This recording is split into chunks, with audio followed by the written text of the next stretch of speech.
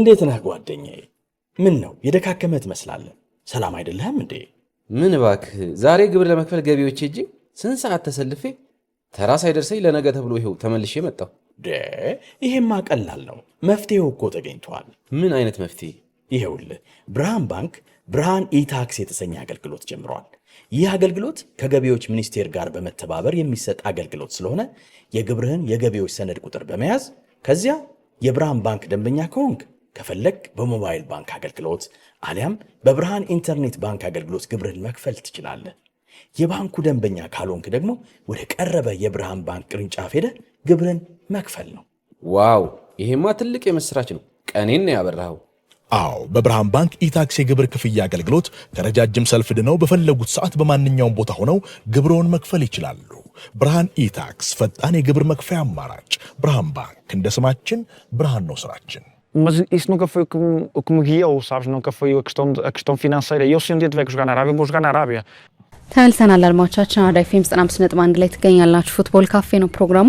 የብሩኖ ፈርናንዴሽን ጉዳይ እንመልከት። የሰጠው አስተያየት እንግዲህ ትልቅ መነጋገሪያ ሆኗል በማንቸስተር ዩናይትድ። ይህንን ጉዳይ እናንሳው። በእርግጥ ክለቡ ሊሸጠው እንደሚፈልግ ያው እርግጠኛ መሆን ባይቻልም ግን የተወሰኑ ወሬዎች እንደነበሩ፣ ጭምጭምጫዎች እንደነበሩ እንደዚሁ እንሰማ ነበርና ይሄ ጉዳይ እንግዲህ አሁን ነው ይፋ ሆነው። እናንሳ ይሄንን ጉዳይ። ልክ ነው። የብሩኖ ፈርናንዴሽ ቀደም ብሎ የተሰጠ ከካናል 11 ከሚባል በፖርቱጋል እግር ኳስ ፌዴሬሽን ስር ካለ የቻናል ጋር የነበረ ቃለ ምልልስ ነው እና አንዳንድ በጣም አስገራሚ ነጥቦችን ተናግሯል። የማንቸስተር ዩናይትድ ሰዎችን የተቸበት፣ ለገንዘብ ቅድሚያ የሚሰጡ፣ እኔ ብለቅ አንጎዳም አይነት ስሜት እንዳላቸው ያሳዩ ሆኖ አግኝቻቸዋለሁ የሚል አስተያየት ሰጥቷል። ግን የቡድን ጓደኞቹ ነው ያብጠልጥሏል። ለማንቸስተር ዩናይትድ መጫወት ማለት ምን ማለት እንደሆነ የማይረዱ ተጫዋቾች አሉ ብሎ ደግሞ የማንቸስተር ዩናይትድ ተጫዋቾችንም እንደዚሁ አብጠልጥሏል እና በጣም አስገራሚ አስተያየት ነው ብሩኖ ፈርናንዴዝ የሰጠው።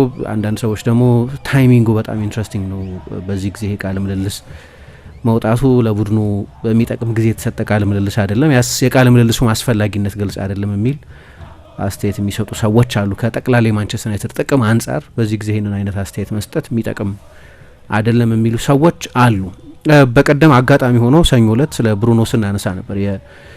በእኔ አስተያየት ብሩኖ ፈርናንዴዝ በዚህ እድሜው ማንቸስተር ዩናይትድ ውስጥ የተጫወተበት እድሜ ፒክ እድሜው ላይ የነበረባቸው ናቸው። አንድ እግር ኳስ ተጫዋች በብቃቱ በብስለቱ ምርጡ እድሜ ላይ በሚገኝበት ጊዜ ነው ለማንቸስተር ዩናይትድ የተጫወተው።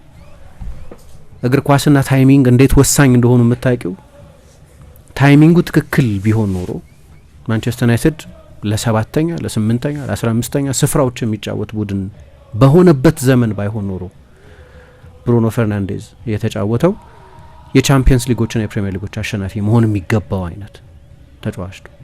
ታይሚንጉ ግን ከግል ስኬት አንጻር በጣም ስኬታማ ተጫዋች ነው። አሁንም ቢሆን እሱ ወደ እንግሊዝ ከመጣበት ጊዜ ጀምሮ የሱን ያህል ብዙ ጨዋታ ያደረገ ተጫዋች የለም። በጨዋታ ቁጥር የሱን ያህል በርካታ ጎሎች ያስቆጠረ የማንቸስተር ዩናይትድ ተጫዋች የለም። የሱን ያህል ብዙ አሲስት የሰጠ የማንቸስተር ዩናይትድ ተጫዋች የለም። በቀደም ሳነሳ እንደነበረውም ግን በፕሪሚየር ሊግ በጠቅላላው የሱን ያህል በርካታ የጎል ድሎች የፈጠረ ተጫዋች አልነበረም። በጠቅላላው በፕሪሚየር ሊግ ከማንቸስተር ዩናይትድ ብቻ ሳይሆን 4 ጊዜ የአመቱ የማንቸስተር ዩናይትድ ኮከብ ተጫዋች ተብሎ ተመርጧል። ከ6 ሲዝን የሰር ማት በዝቢ አዋርድ የሚባለውን ማለት ነው። ክርስቲያኖ ሮናልዶና ዳቪድ ደሄያ ብቻ ናቸው 4 ጊዜ ይህንን ሽልማት ከዚህ በፊት አሸንፈው የሚያውቁት።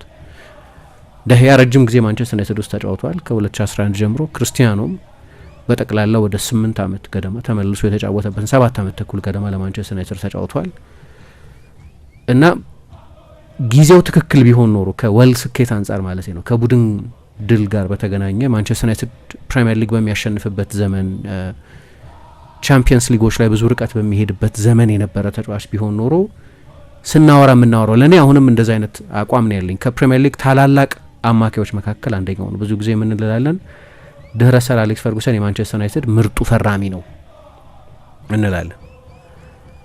እኔ ባለፈው 20-25 አመት ከማንቸስተር ዩናይትድ ምርጥ ፈራሚዎች መካከል አንዱ ነበር። ችግሩ ታይሚንጉ ነው። አሁን እየተጫወተ ያለው 15ኛ ሆኖ በጨረሰ ቡድን፣ ከዛ በፊት 8ኛ ሆኖ በጨረሰ ቡድን፣ እሱ ተጫዋች እያለ 6ኛ ሆኖ በጨረሰ ቡድን ውስጥ ነው የተጫወተው። ዋንጫዎች ሲያሸንፍ እንኳን የሊግ ካፕና ኤፍኤ ካፕን ነው ያሸነፈው እንጂ ፕሪሚየር ሊግና ቻምፒየንስ ሊግ አላሸነፈም። ነገር ግን በቡድን ስኬት ብቻ የተጫዋቾችን ብቃት መዳኘት ደግሞ ትክክል አይሆንም። ፍራንቼስኮ ቶቲ ለሮማ ተጫውቶ 20 ምናምን ዓመት ከሮማ ውጪ ሌላ ቡድንን ወክሎ አያውቅም። ሌጀንድ ነው ፍራንቼስኮ ቶቲ። ግን አንድ ሴሪያን ያሸነፈው ወደ ሪያል ማድሪድ መሄድ ይችል ነበር፣ ወደ ማንቸስተር ዩናይትድ መሄድ ይችል ነበር፣ ወደ ትልልቆቹ የጣሊያን ቡድኖች መሄድ ይችል ነበር። ግን ሮማዊ ነው፣ ሮማኒስቲ ሆኖ ቆየ። የሮማ ደጋፊዎች ብቻ አይመስሉኝም ግን ሌጀንድ የሚሉት ከምንጊዜም ታላላቅ ጣሊያናውያን ተጫዋቾች መካከል አንደኛው ነው። በጎ ነገር ከጣሊያን ጋር የዓለም ዋንጫ ማሸንፏል። በእርግጥ ግን በክለብ እግር ኳስ ብቻ በነበረው ስኬት ከምንጊዜም ታላላቅ ጣሊያናውያን ተጫዋቾች፣ ከምንጊዜም ታላላቅ ትሬኳርቲስታዎች መካከል፣ ከምንጊዜም ምርጥ 10 ቁጥሮች መካከል እንደ አንዱ ከመቆጠር ዋንጫ ለማሸነፉ የሚከለክለው አይመስለኝም። ግን ብሩኖ እንደገባኝ ሎያል ነው ለማንቸስተር ዩናይትድ። እኔ በአንድም አጋጣሚ የትኛውም ትልቅ የአውሮፓ ክለብ ሊወስደው የሚችል ተጫዋች እንኳ ቢሆን በአንድም አጋጣሚ ከማንቸስተር ዩናይትድ ለመልቀቅ አጂቴት አድርጎ አያውቅም።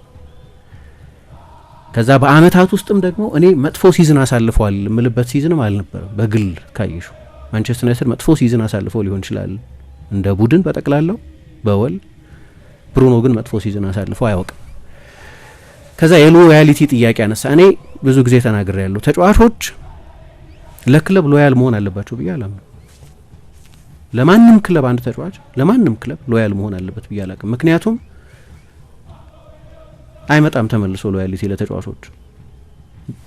ትንሿ የመውረድ ብቃት በምትታይበት ጊዜ ክለቦች የቢዝነስ ውሳኔ ይወስናሉ። ለምሳሌ እኔ ማንቸስተር ዩናይትድ ብሩኖን ለመሸጥ ቢወስን ከቢዝነስ ኢንትረስት አንጻር ስህተት ነው አለ። ከቢዝነስ ኢንትረስት አንጻር ቢዝነስ የምለው ቻምፒየንስ ሊግ ያልተሳተፈ ማንቸስተር ዩናይትድ ባለፈው የውድድር ዘመን ቻምፒየንስ ሊግ ባለመሳተፉ ምክንያት በትንሹ 100 ሚሊዮን ፓውንድ ያጣል። ከዛ ደግሞ ያለፈው የውድድር ዘመን በ50 ምናምን ዓመት ውስጥ የማንቸስተር ዩናይትድ መጥፎ የውድድር ዘመን ነበር። ስለዚህ እንደገና ቡድኑ መገንባት ነበረበት። ሁሉም ዲፓርትመንት ላይ መገንባት ነበረበት። በሁሉም ዲፓርትመንት ነው ችግር የነበረበት ማንቸስተር ዩናይትድ። ሁሉም ቦታ ከጫፍ እስከ ጫፍ ከግብ ጠባቂ እስከ አጥቂ ድረስ ችግር ነበረበት። ችግር ያልነበረበት ዲፓርትመንት አልነበረም። አንዱ ባሰበት ብለን እናነጻጽር ይሆናል እንጂ ኮስት ቱ ኮስት ችግር ነበረበት። ከአንዱ ጫፍ እስከ ሌላኛው ጫፍ ችግር ነበረበት። ስለዚህ ሪቢልድ መደረግ አለበት ይሄ ቡድን። ከዛ ደግሞ በሲስተም ኢንፈሲስ ምክንያት አሰልጣኙ ለዛ የሚሆኑ ስፔሲፊክ ተጫዋቾች የሚፈልግ አሰልጣኝ ስለሆነ ሪቢልዱም እንደ ሌላው ጊዜ አይነት ሪቢልድ አይደለም። የበለጠ ሲስተም ስፔሲፊክ ተጫዋቾች የሚያስፈልጉት አይነት ዊንግ ባኮች ወይ ኢንሳይድ 10 ቁጥሮች በባክስሪ ለመጫወት የሚሆኑ የመሀል ተከላካዮች አይነት እና በጣም አትሌት የሆኑ ጥልቅ አማካዮች፣ ሁለት አማካዮችን ሁለት እውነተኛ ንጹህ አማካዮችን ብቻ የሚጠቀም ቡድን ስለሆነ ሲስተሙ በሌሎች የእንግሊዝ ቡድኖች ምናልባት ፓላስ ካልሆነ በስተቀር ሌላ የእንግሊዝ ቡድን እንደዚህ አይጫወትም እና ለዚህ አሰልጣኝ የሚሆን ተጨማሪ ሪሶርስም ለማግኘት እድሜው 31 የደረሰውን ተጫዋች ምንም እንኳ በጣም አስፈላጊ ተጫዋች ቢሆንም ነገር ግን ተመልሶ ላይ መጣ የሚችል ኦፈር ነበር። ከ100 ሚሊዮን ፓውንድ በላይ ከሳውዲ ክለቦች የቀረበ ጥያቄ ነው። ማንቸስተር ዩናይትድ 60 ምናምን ሚሊዮን ነው ይሄንን ተጫዋች የገዛው። 5 ዓመት ወይ 6 ዓመት በላቀ ብቃት ተጫውቶ ዩናይትድ ከዚህ ተጫዋች የሚገባውን አገልግሎት አግኝቷል። የዩናይትድ አምበል ነበር። ስኬታማ ዝውውር ነበር። ወርቃማ የማንቸስተር ዩናይትድ ዘመን ላይ ባይሆንም ግን በጣም ወሳኝ ተጫዋች ነበር። ከዚያ ተጫዋቹን ለመሸጥ ቢወስኑ ከቢዝነስ ውሳኔ አንጻር የሚታየኝ ሎጂክ አለ። ትክክል ነው ትክክል አይደለም እንደየሰው ብይን ነው። ግን የዩናይትድ ሰዎች ክሊርሊ ያስበዋል ነው የብሩኖ ፈርናንዴዝ አስተያየት። እኔ ሳልሆን እሱ ራሱ እንደዛ ያሰቡ ሰዎች ነበሩ። አሁን ማንን እንዳለ አይታወቅም። ስለ ዳይሬክተሮቹ ላይ ስላሉት ሰዎች የተናገረው እና ላይ ያሉትን ሰዎች እናውቃቸዋለን።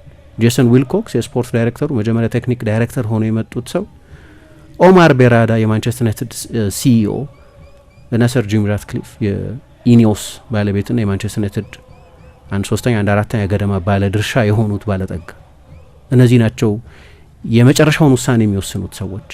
ከነዚህ ሰዎች መካከል የተወሰኑት አንዱ ሁለቱ ወይ በቁጥር አይታወቅም፣ በስም አልጠቀሳቸውም፣ ግን ብትሄድ ችግር የለብንም አንተ የሚል አቋም የነበራቸው የሚመስል አይነት አስተያየት አሳይተውኛል እና ሎያሊቲ ወይ ታማኝ መሆን ለአንድ ቡድን አሁን እንደገባኝ እሱ ፕራይም እድሜውን አሳልፏል። እኔ ሁልጊዜ አቬይለብል ነኝ ብሏል። ጉድ ኦር ባድ ግን ሁልጊዜ ያለው ብሏል። ይሄም እውነት ነው። ከብሩኖ አይጎዳም። ስለዚህ ቡድኑ በፈለገው ጊዜ ሁሉ አብሮ ሲጫወት ታያዋለሽ። ሁልጊዜ ጥሩ ላይ ይጫወት ይችላል፣ ግን ሁልጊዜ 100% የሚሰጥ ይመስለኛል ሜዳ ውስጥ። የኮሚትመንት ችግር አይተሽበት አታውቂም?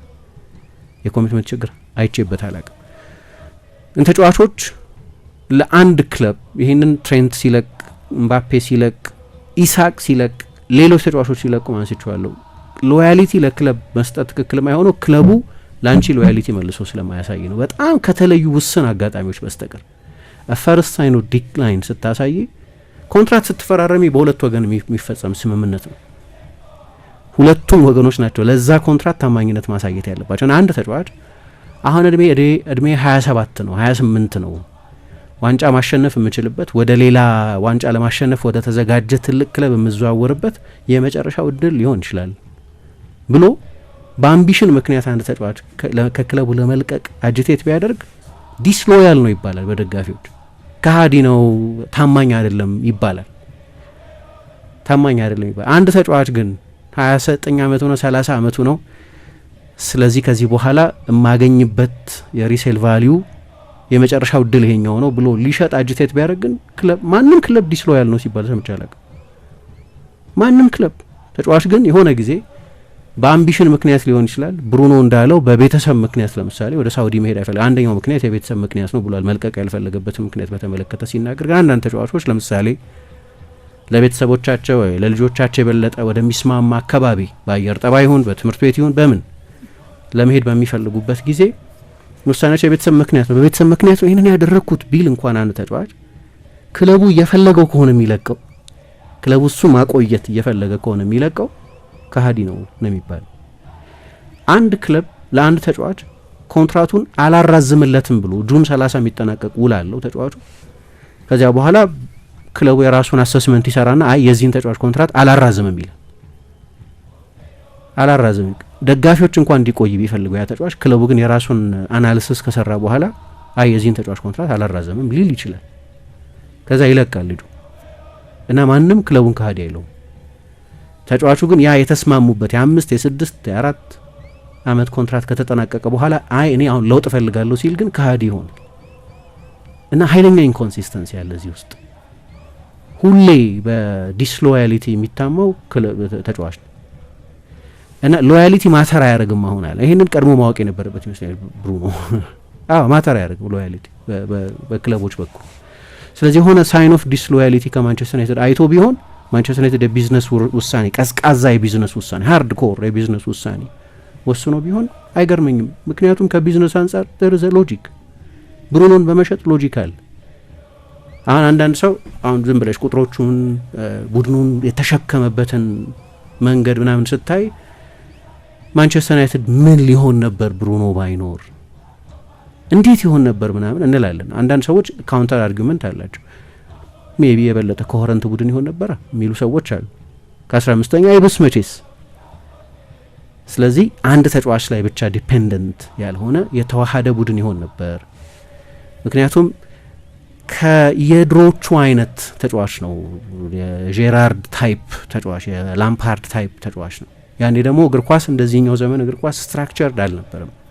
አንካርላንካ የሚባል ሰው ሲናገር ምን ይላል ስለ ብሩኖ ማለት ቮልፍስቡርግ ውስጥ የነበረውን ደብሮይንን ነው የሚመስለው ይላል። ቮልፍስቡርግ ውስጥ የነበረው ደብሮይን የቡንደስሊጋ ኮከብ የነበረ ነው።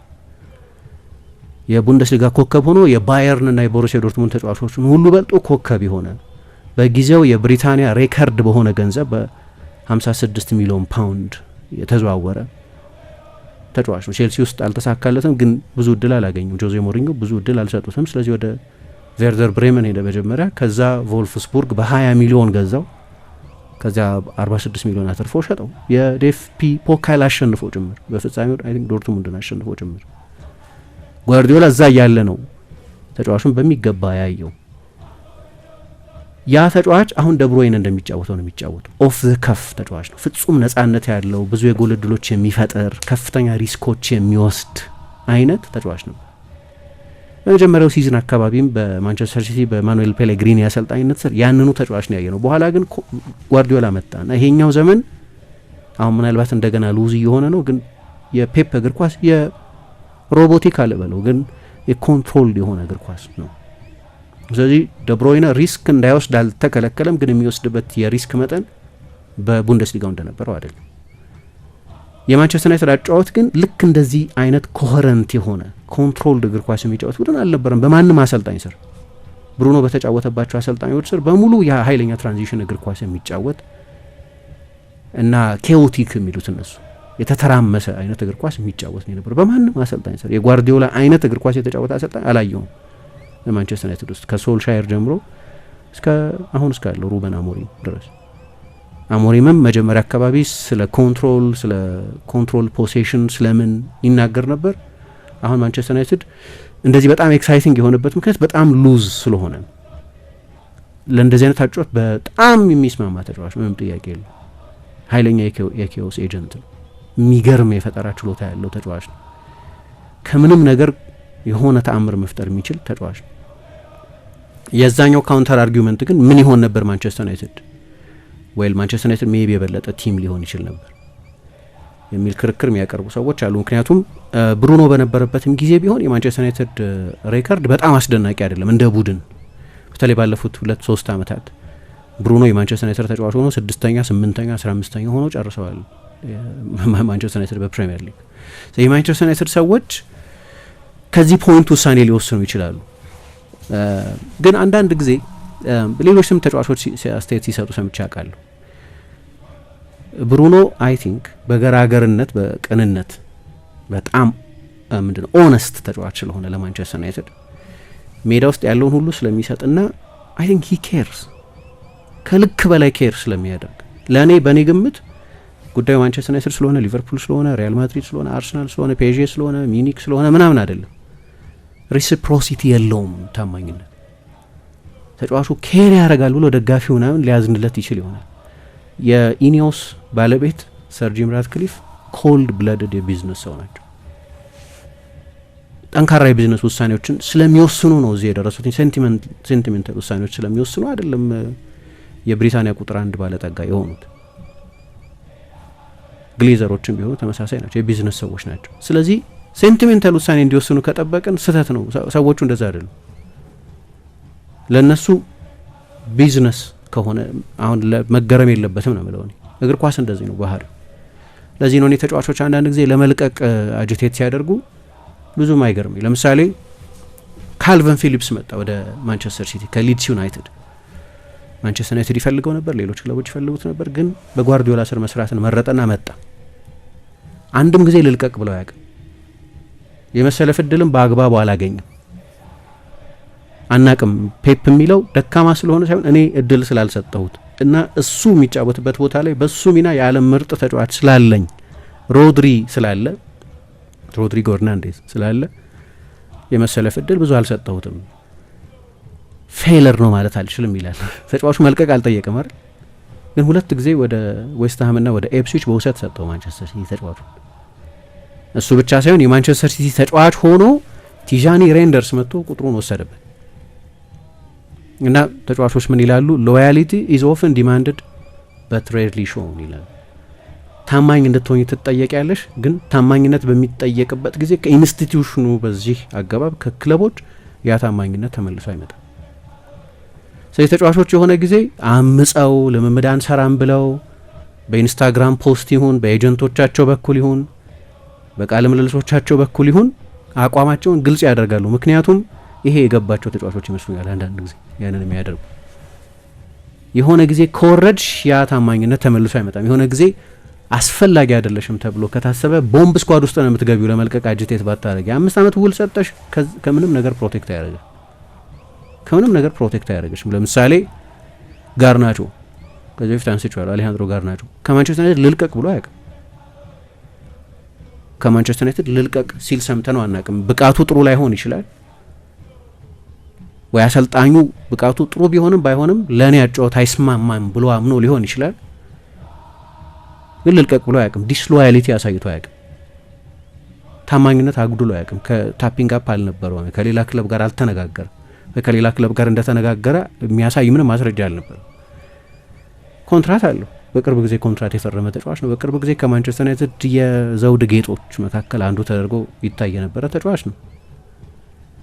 ከዛ ከቡድኑ ጋር እየተጫወተ እኮ ከዋናው ቡድን ጋር ልምምድ እየሰራ ከፈለግሽ በየሳምንቱ ከመጀመሪያዎቹ 19 ተጫዋቾች ውጭ ማድረግ ትችላለህ።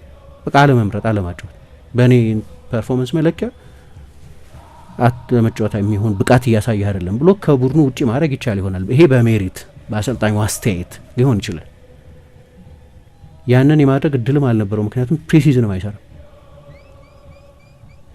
ከዛ ቦምብ ስኳድ ይባላል። ቦምብ ስኳድ ውስጥ ነው የተጣለው። ክለቦች ሲያደርጉት ትክክል የሚሆን ተጫዋች ሲያደርገው ስህተት የሚሆን ነገር መኖር የለበትም ነው የኔ አስተያየት። ከዛ ያኔ አንደኛው ችግር የነበረው ኦኬ እኔ ወደ ቼልሲ ብቻ ነው መሄድ የምፈልገው። ዋጋው የቀነሰበት ምክንያት በክረምት የተዘዋወሩ ብዙ የክንፍ ተጫዋቾች አይተናል። በዚህ ክረምት ለእኔ በፖቴንሻል ዋይዝ ከየትኛውም የክንፍ ተጫዋች ያነሰ ተጫዋች አይደለም። በክረምቱ ከተዘዋወሩት የክንፍ ተጫዋቾቹ የዛሬ 2 ዓመት ምናምን በነበረን ሴንሴሽን ስለዚህ ተጫዋች የዛሬ 2 ዓመት በ19 ዓመቱ 30 ተከታታይ ጨዋታዎችን ለማንቸስተር ዩናይትድ ያደርግ የነበረ ተጫዋች ነው። ከዛ ኦኬ እንደዛ ከሆነ ወደ ቼልሲ ማልሄድ ከሆነ ማንቸስተር ዩናይትድ ደግሞ ቼልሲ ያለበትን የማንቸስተር ዩናይትድን የመደራደር አቅም ስለሚያውቅ ተጫዋቹ በግልጽ ለገበያ የሚቀርብ ከሆነ ዋጋው ይወርዳል። ግልጽ ካደረገው ያ ክለብ ከዋናው ቡድን ጋር ልምምድ አይሰራም፣ የኔ እቅድ ውስጥ የለም ካለ ራስሽ ነው ዋጋውን የምታራክሽው። ከቡድኑ የቢዝነስ ጥቅም አንጻር ካየሽው ጉዳት ነው። ከዛ ልጁ ወደ ቼልሲ ካልሆነ በስተቀር አልጫወት ቁጭ ብዬ ኮንትራቴን ጨርሼ ነው የምወጣው፣ ከሸጣችሁ ለቼልሲ ወዴትም ወደ ሌላ ክለብ መሄድ አልፈልግም ማለት ረጅም ጊዜ ወሰደው። ለዚህ ነው ቼልሲ ደግሞ ይሄንን ያውቃል። ስለዚህ በ30 ትሸጡታላችሁ ምናምን ይላል። ጨርሻ በ40 ነው የተሸጠ እና ሎያሊቲ ከተጫዋቾች ይጠበቃል፣ ከክለቦች አይገኝም። በዚህ የተማረረ ይመስለኛል። አሁን ልቀቅ ያሉት አይመስለኝም የማንቸስተር ዩናይትድ ሰዎች እንድትለቅ እንፈልጋለን ያሉት አይመስለኝም። ግን ያሳዩኝ ሲግናል ያሳዩኝ ምልክት ግን ብትለቅ አይገደንም አይነት ምልክት ያሳዩኝ የሚል አስተያየት ሰጥቷል። እንግዲህ ነገሩን በተመለከተ እንግሊዝ ውስጥ የተለያየ አይነት ሪያክሽን ታያለሽ በትልልቅ በሚታወቁ ጸሐፊዎች። አሁን በሚዲያ ወጥቶ ክለብ ለእኔ ታማኝነት አላሳየም የሚል አይነት አስተያየት መስጠት በቅርብ ጊዜ እየተለመደ መጥቷል። በቅርብ ጊዜ ሙሐመድ ሳላህ ለምሳሌ ለሰራሁት ስራ ለዚህ ቡድን ለሰጠሁት አገልግሎት የሚመጥን አያያዝ አይደለም አይነት አስተያየት ሰጥቶ ግን ከዛም የበለጠ ክለቡ አውቶቡስ ስር ወርውሮኛል፣ ሰሞኑን ቡድኑ ላለበት መንሸራተት እኔ ዋና ሰበብ ሆኜ ቀርብ ያለሁ ምናምን የሚል አስተያየት ይሰጣል። ግን በሁለቱ መካከል ልዩነት ያለው ይመስለኛል። ብሩኖ ፈርናንዴዝ ምናልባት ሙሐመድ ሳላህ የደረሰበት ደረጃ ላይ አልደረሰም ይሆናል። በአንድ ኢንዲቪጁዋል ሲዝን በግል ዋንጫ ምናምን ለባሎን ዶር እንደዚህ ሞሳላ የተጠጋውን ያህል አልተጠጋም ይሆናል።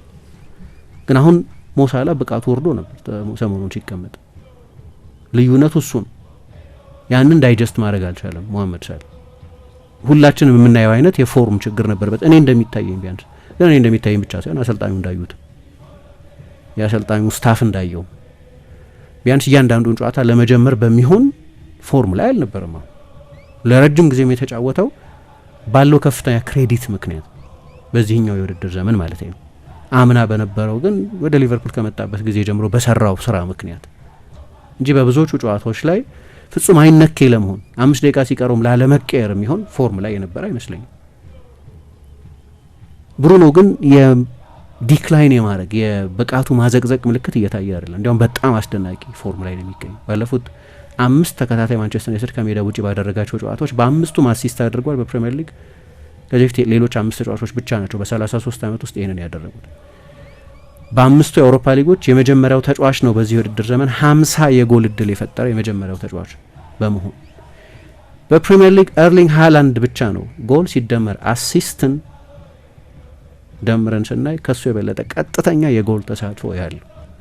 ሊያውም ብዙ ጊዜ እንዳነሳ ነው ከሚስማማው ቦታ ከ10 ቁጥርነት ወይም በጣም ወደፊት ተጠግቶ ከሚጫወት 8 ቁጥርነት የተገደበ ለሱ አጫወት የተዋጣለት ማይመስል። ለዚህ ነው በቀደም ለምሳሌ ቦርንመዝን ጨዋታ የብሩኖን አስደናቂ ነገር ያየንበት ግን ደግሞ ብሩኖን በጥልቅ አማካኝነት ስትጫወቺ ጨዋታዎቹ እንዴት ሊሆኑ እንደሚችሉ ምልክት የታየበት የሚለው ለመጀመሪያ ጊዜ የታየ ምልክት አይደለም። ጨዋታ የበለጠ ኦፕን ይሆናል።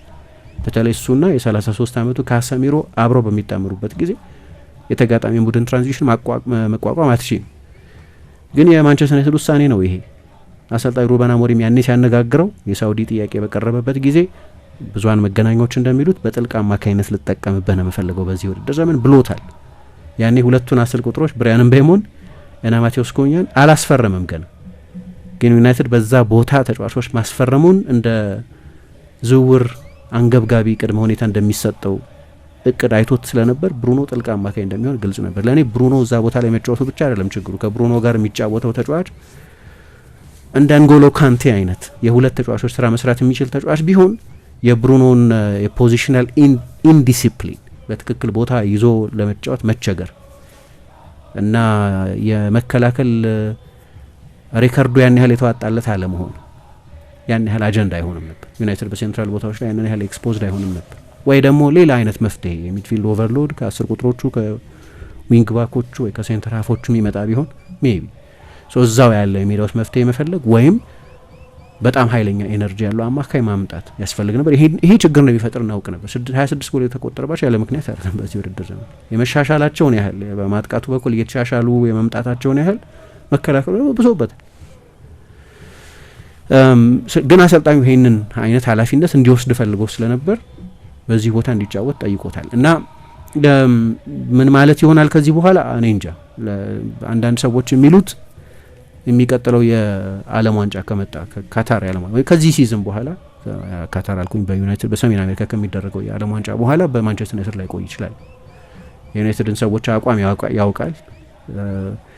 አንድ ጄሰን በርት የሚባል የቴሌግራፍ ጸሐፊ ከዚህ ጋር ለምን ኢንኮንሲስተንት የሆነ አስተያየት እንደሰጠ አላውቅም ይላል። ምክንያቱም ባለፈው ኦክቶበር ላይ የክለቡን ዳይሬክተሮች ጭምር ጠቅሶ እነሱ እንድቆይ ስለፈለጉ ነው የቆዩት የሚል አስተያየት ሰጥቶ ነው።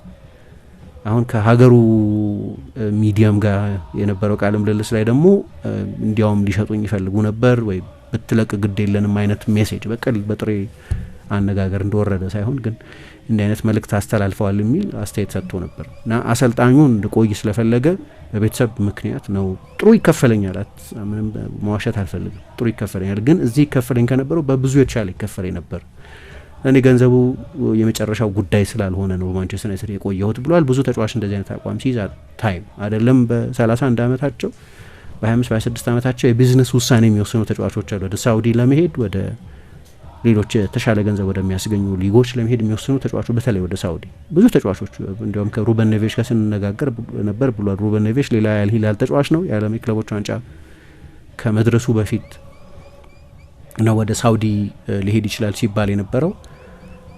አልኢቲሃድ ሌላኛው የዚህ ተጫዋች ፈላጊ ተደርጎ የሚጠቀስ ካረም ቤንዜማ ያሉበት ቡድን ነው።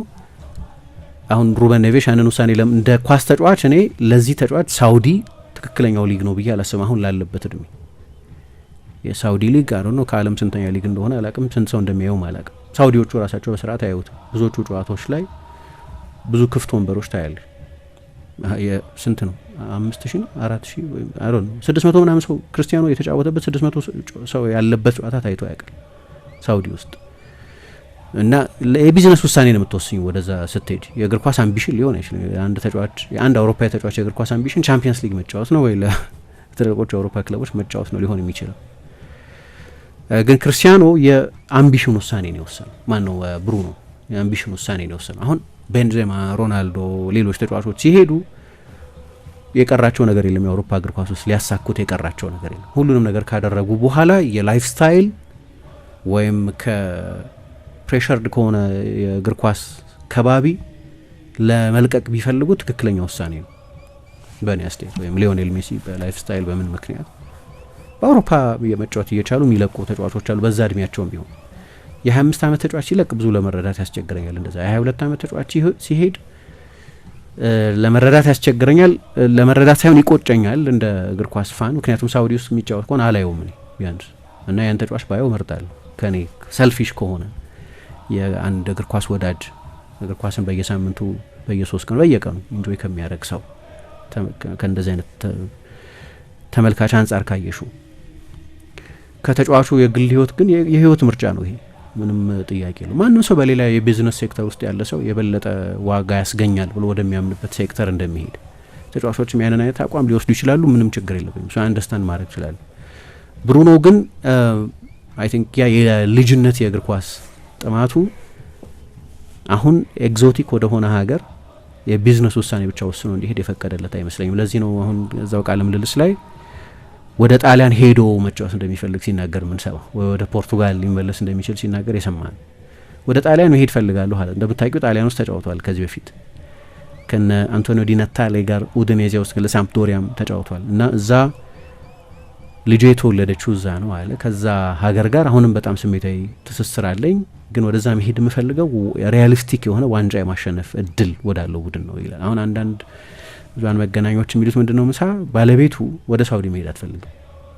የብሩኖ ፈርናንዴስ ባለቤት በአውሮፓ መቆየት ነው የምትፈልገው። በማንቸስተር ይሁን በጣሊያን ወይ በፖርቱጋል ግን ብቻ በአውሮፓ መቆየት ነው የምትፈልገው። በዚህ ምክንያት ነው የቤተሰብ ምክንያትም ነው ብሎ የጠቀሰው ወደ ሳውዲ ያልሄደበትን ምክንያት በተመለከተ ሲናገር። የተጫዋቾቹ ሎያሊቲ በተመለከተ ግን በጣም ጥሩ ነጥብ ያነሳ ይመስለኛል። አሁን ሰዎች አይ ይሄ በጣም አደገኛ ቀጠና ነው፣ መልበሻ ክፍል ውስጥ ያለውን ኦቶሪቲም ሊጎዳበት የሚችል አይነት ተጫዋቾቹን በግልጽ እንደዚሁ በብዙሃን መገናኛዎች መነጋገር ልክ እንደው ሮይኪን ከዚህ በፊት በ2005 ከዛ የሚድልስቦሮ ሽንፈት በኋላ እንዳደረገውም ባይሆን ታስታውሽ እንደሆነ ቢያንስ ታሪኩን ታውቂዋለሽ። ሮይኪን የፕሌየር ፐንዲት ነበር፣ እዛ ጨዋታ ላይ አልተሳተፈም። ስለዚህ የማንቸስተር ዩናይትድ ቲቪ ላይ ተንታኞች ሆነው ይቀርባሉ፣ በቅጣት ወይ በጉዳት ምክንያት የማይሳተፉ ተጫዋቾች እና የማንቸስተር ዩናይትድ ተጫዋቾችን አላስተረፋቸውም። ሮይኪን የማንቸስተር ዩናይትድ አምበል ነው፣ ልክ አሁን ብሩኖ አምበል እንደሆኑ አልተላለፈም። በሬከርድ የተደረገው ያ ፐንዲትሪ ግን አሌክስ ፈርጉሰን ወስደው እና ብለው ጠርተውት እሱንም ተጫዋቾቹን በሙሉ ሰብስበው ነው ያሳዩቸው። ሮይኪን የሚለው ማንም ተጫዋች ያንን አንፌር ነው ያለ ተጫዋች አልነበር። ያ የተናገርኩትን ነገር ዩናይትድ አስቸጋሪ አመታት ነበሩ። እነዛ አመታት ለ3 አመት አሁን ከዩናይትድ ጋር አሁን ካለው ዩናይትድ ጋር ላነጻጽረው ያንን ዘመን ግን ለዛኛው ዩናይትድ ለ3 አመት ፕሪሚየር ሊግ ለመውሰድ ለ2 አመት ምንም ዋንጫ ለማሸነፍ ረጅም ዘመን ተደርጎ የሚቆጠርበት ነበር። አሁን ሪያል ማድሪድ እንደዛ ሲጓዝ ልክ የክራይሲስ አመታት አንድ ሲዝን መጥፎ ሲዝን ለሪያል ማድሪድ የአምናው ሲዝን ለምሳሌ አንድም ዋንጫ ያልወሰዱበት ሲዝን የክራይሲስ ሲዝን ልክ እንደዛ ነበር ማንቸስተር ዩናይትድ ያን ጊዜ። ከአሁኑ ጋር ላነጻጽረው 10 ምናምን አመት ዋንጫ ለመውሰድ ምናምን ሰው የተላመደው እውነት መሆን ጀምሯል።